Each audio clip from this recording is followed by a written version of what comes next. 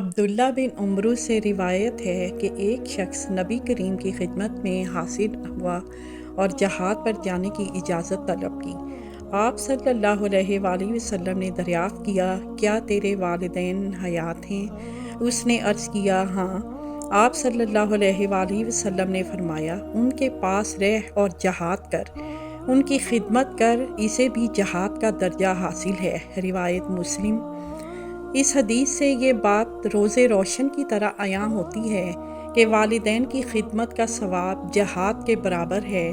والدین کو پرسکون زندگی کے مواقع مہیا کرنے کے لیے اولاد جو بھی کوشش کرے وہ ایسا جہاد ہے جو اصل جہاد سے بھی افضل ہے۔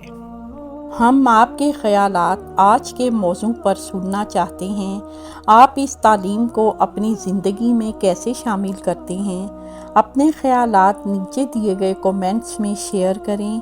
اس ویڈیو کو لائک کرنا، ہمارے چینل کو سبسکرائب کرنا اور بیل آئیکن کو دبانا نہ بھولیں تاکہ آپ ہماری نئی آنے والی ویڈیوز سے باخبر رہ سکیں۔